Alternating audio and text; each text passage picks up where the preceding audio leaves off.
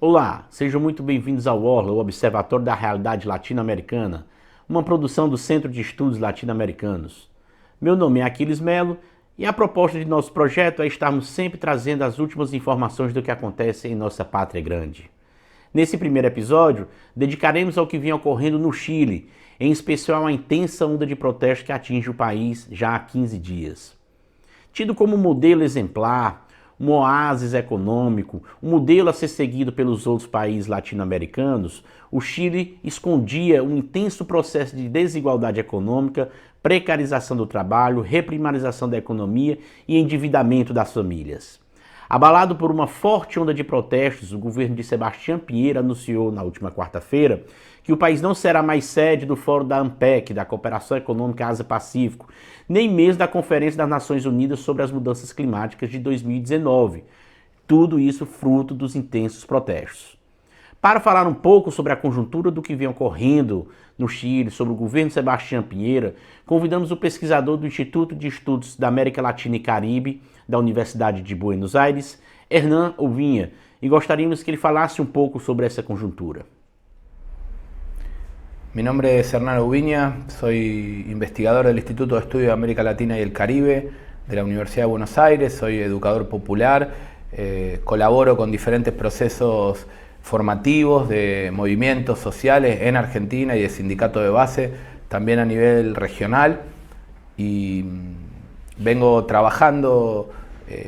todo el análisis de los procesos de lucha popular en Latinoamérica, del protagonismo de movimientos de carácter territorial y también de las tensiones con la estatalidad latinoamericana.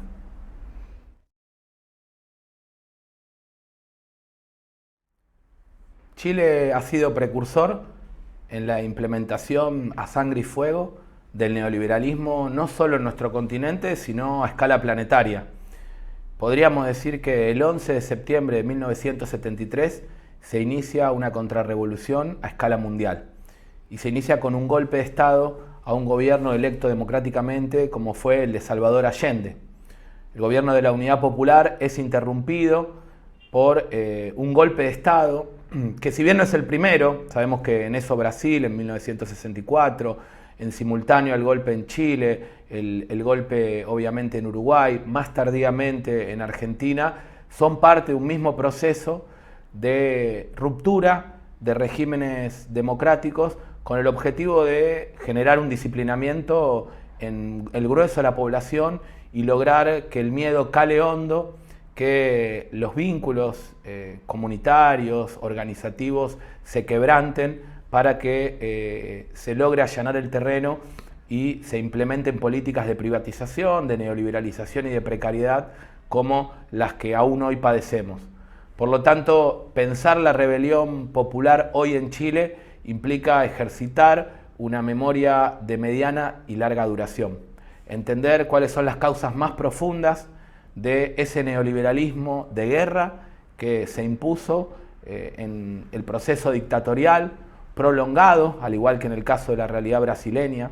En Chile estamos hablando desde 1973 hasta 1990 de un ejercicio del terror, de la desaparición forzada de miles de personas, de obviamente la prohibición de huelgas, de los derechos más elementales, y la particularidad es que, a diferencia de otras realidades del continente, en Chile hubo una transición pactada a partir de la cual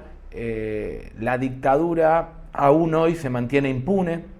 no hubo juzgamientos de los principales jerarcas de esa dictadura que hay que llamarla cívico-militar, porque también hubo empresariado, cúpula eclesiástica que colaboró activamente con ese golpe.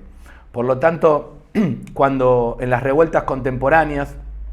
en estas semanas, en Chile se dice no son 30 pesos por el incremento del transporte público, en particular del metro, sino que son 30 años, nos estamos remontando a 1989, 1990, una coyuntura en la cual esa transición le garantizó impunidad a la cúpula militar, impidió que pudiese reformarse la Constitución. Al día de hoy Chile tiene vigente una Constitución sancionada en 1980 por la propia dictadura. Es decir, no se desmontó un Estado profundamente autoritario y excluyente, mecanismos de disciplinamiento y de ausencia de la participación de parte de la ciudadanía de las más elementales, y sobre todo los gobiernos de la concertación y también articulado con el primer gobierno de Sebastián Piñera, lo que garantizaron fue ese pacto y esa democracia tutelada que hoy está crujiendo. Chile es una de las sociedades más neoliberalizadas de nuestro continente, donde más se avanzó en términos socioeconómicos en atomizar, en desmembrar los vínculos colectivos, los derechos inalienables de la ciudadanía, y se construyó más bien un cliente, un usuario, un consumidor totalmente fragmentado, cuya contracara era una democracia tutelada, controlada, numerosos mecanismos de ejercicio del terror de manera más selectiva, lo que hoy vemos que son los militares en las calles chilenas, la propia declaración de guerra por parte de Sebastián Piñera a la población, no es más que una explicitación de aquello que vienen ejercitando de manera terrorista contra las comunidades mapuches en territorio chileno, en particular en la Patagonia. Esto es algo que se conoce muy poco, pero hay jueces y testigos encapuchados en los procesos de criminalización del pueblo mapuche. Estamos hablando de decenas de presos políticos y presas políticas de esas comunidades que están resistiendo una política de despojo. Por lo tanto, si bien no podemos extendernos, sí nos interesa mencionar que esta explosión no es de carácter puramente espontánea, sino que hay que ejercitar una genealogía subterránea y entender que ha habido en todos estos años, y en particular en los últimos meses, un proceso de descontento acumulado, de dinámica organizativa en contra de el lucro y la mercantilización de la vida. Por mencionar solo algunos, el movimiento No AFP en contra de la privatización de los fondos de pensión, de las jubilaciones, que hoy son un gran nicho de rentabilidad para el empresariado chileno, en complicidad con un Estado neoliberal. Ese movimiento ha llegado a tener como punta de lanza niveles de movilización muy altos en la sociedad chilena. El año anterior y hubo más de 2 millones de personas en las calles repudiando, rechazando, denunciando la lógica privatista, excluyente, precarizadora, de vulneración de derechos de los jubilados y jubiladas por parte de las AFP, y por lo tanto ahí hay un primer elemento clave, que es la denuncia del fin al lucro, que se remonta a 2 ciclos previos donde también el estudiantado, la juventud tuvo un rol protagónico. 2006, el movimiento Pingüino, un movimiento secundarista muy fuerte, ahí se pueden trazar algunos puntos de contacto con la realidad chilena, con la realidad, del resto de la región, es decir, un relevo generacional donde en el 2006 son los secundarios y en el 2011 esos mismos secundarios como universitarios y universitarias generan un proceso de descontento, de lucha en contra de la mercantilización de la educación. Decimos entonces no a la privatización y a la lógica de la gestión de los fondos de pensión, un movimiento muy amplio que involucra a millones de personas en las calles desde hace algunos años. Decimos movimiento secundarista, estudiantil, universitario, en contra del gran negocio que implica la educación y el endeudamiento para el grueso de la población, sobre todo los sectores populares en Chile. Y hay un tercer elemento clave, que es el movimiento feminista, que en los últimos meses ha irrumpido con fuerza. El año anterior y han ocupado las universidades, han hecho un paro activo para visibilizar y denunciar la violencia contra los cuerpos de las mujeres y las diferentes desigualdades simbólico-materiales que están padeciendo. Movimiento feminista, movimiento en contra de el lucro en la educación, movimiento en contra del lucro en las pensiones, las jubilaciones y también la salud del grueso de la población, y fundamentalmente en las últimas semanas una lucha contra el incremento de precio del metro. El metro actualmente en Chile es uno de los más caros de todo el continente, es una economía que al estar sumamente neoliberalizada y tener vínculos tan estrechos con Estados Unidos, muchos de sus productos y de sus bienes están dolarizados de hecho, Y el metro es uno de los pocos servicios que no se puede pagar con tarjeta de crédito, es decir, que perjudica directamente al bolsillo de las familias trabajadoras. La particularidad en este caso es que nuevamente el sujeto estudiantil secundario, popular, se solidariza, porque si algo de manera astuta pretendió realizar Sebastián Piñera es no incrementar el boleto secundario, pero le salió el tiro por la culata porque efectivamente las y los estudiantes empezaron a plantear explícitamente una jornada de insubordinación que le llamaron evasión masiva. Evadir, no pagar, otra forma de luchar, fue la consigna que aglutinó no solo a la juventud, sino que se irradió, se multiplicó a los diferentes puntos de la ciudad y devino en un proceso de insurrección popular que involucró cacerolazos, saqueos, tomas de edificios públicos, incendio de instituciones emblemáticas, de algunas empresas que encarnan esta lógica de ganancia, de precariedad y de endeudamiento explícita. Y lo que se tendió a erosionar y a vulnerar es la hegemonía neoliberal, un consenso en torno a un régimen político sumamente autoritario en el plano estatal y sumamente precarizador, de endeudamiento y de hiperexplotación de la clase trabajadora en el plano más societal, ¿no? Lo que cruje en estas semanas entonces es una hegemonía neoliberal que parecía inconmovible, pero que sin embargo se fue horadando, se fue erosionando al calor de todos estos procesos de lucha popular que involucraron a las mujeres, a las juventudes, a la población en general, y por eso decimos que no es un movimiento social lo que irrumpe, sino una sociedad en movimiento. Es decir, un pueblo hastiado de neoliberalismo que además se ve influenciado por las rebeliones populares en otros puntos del continente, entre ellas la de Ecuador. Creo que hay que tratar de conectar las resistencias que se están produciendo hoy en la región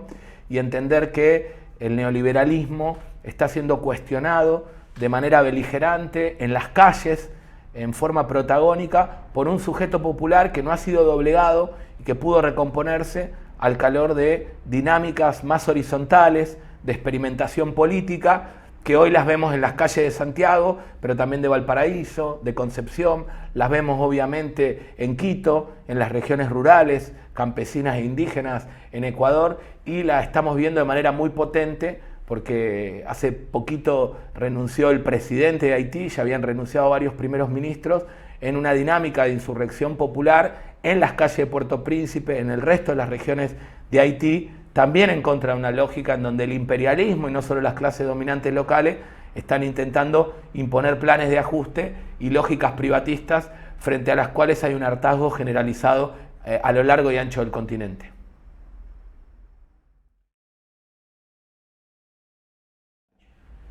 En Chile hay una doble dinámica. Por un lado, la dinámica destituyente. Hoy se está exigiendo la renuncia de Sebastián Piñera. Ya no alcanza con la marcha atrás que dio respecto de esta intención de incrementar el precio del transporte público, en particular del metro. No alcanza tampoco con los incrementos que son meros paliativos a nivel salarial y jubilatorio, sino que el pueblo exige la renuncia de Sebastián Piñera, y lo que se abre, y creo que no es el caso excepcional de Chile, sino que se está planteando también en Ecuador, se está planteando sin duda en Haití, y me parece que hay otras organizaciones y procesos populares que lo están intentando instalar, es la discusión en torno a una asamblea constituyente. Es decir, no solo una asamblea constituyente en términos plebiscitarios, sino un proceso constituyente donde se configure un sujeto popular protagónico, donde existe una participación de todos los sectores involucrados, que fueron los principales